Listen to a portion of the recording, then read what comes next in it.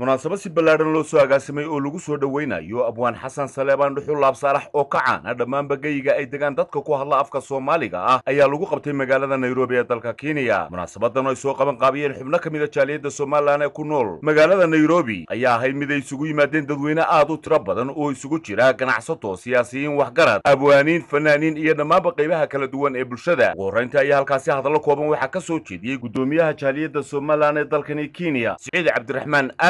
iyo sidoo kale abwaanka weyn ee xasan qowdhan yuusuf abwaan waxa tahay abwaan daayir anaga kelmadda layga baahan yahay maaha kelmad siyaasadeed caawe waa kelmad soo dhaweyneed oo inaan abwaanka ku soo dhaweeyo maadaama uu nahay jahliyadii reer Soomaaliland ee Kenya waxaan leenahay horta marka hore Kenya ku soo dhawow mar horena waad nala joogtay abwaan daayir weyn xasan waa abwaan wax badan ku soo kordhiyey fanka iyo suugaanta oo aynu oran karno waa maanta daayirta hal doorkeeda caawa de halkan waxa jooga in soo dhaweyseen oo anaguna aan ugu nimaan soo dhaweynay waxa weeye annaga xaqayaga midka caynka soo kalay waa qof wadankii wax u taraya waa qof aad murtidiisa iyo birihiisa ma aragtay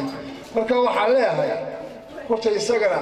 oo duceynaa Ilaahay barakay. ugu dambeyntii ayaa halkaasi waxa uga mahadnaqay ciddii xafladan soo qaban qaabisay iyo intii ka soo qayb gashayba abwaan xasan saleebaan dhuxul laab saalax ahna gudoomiyaha xidigaha geeska isagoo halkaasina ka soo jeediyey maansooyin dhammaan badareen dheer geliyey dadkii halkaasi isugu yimi. dadkeenu berigii hore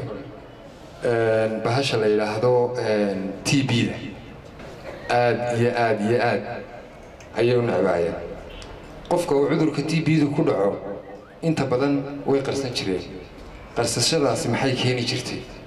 inuu qofkii u dhinto waayo wax kasta ama cudur kasta oo qofka bini'aadamka ku dhaca Ilaahay baa inoo sheegayo gabowga marka laga reebo dawo loo helaa dhammaanteen cudur baan wada qabnaa cudurkaasi ma qirano cudurkeena hayaana waa qabyaalad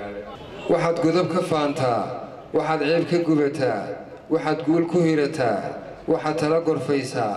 waxaad garasho dirirtaa waxaad gola ka baantaa ruux gaya markaa tahay hanku meel u geyn karo waynu ognahay hanku waa hibooyinka Ilaahay bixiyo inkastoo ahayd guul qof dadaalu gaar yahay oon ka gaabin tamartii wixii ka gadmaday shalay maanka yaanay gocashiyo ku abuurin gubashee maantiyo wixii gara ee kula gudboonyaal hawl aanad wali gelin horteed gogol sii xaad maalmaha iskuray iyo waqtiyada isgarab yaal mid waliba gaday tahay dhacdadeeda kaga gudub. Cabdillaahi Cabdi Cali TV-ga qaranka Jamhuuriyadda Somaliland magaalada Nairobi.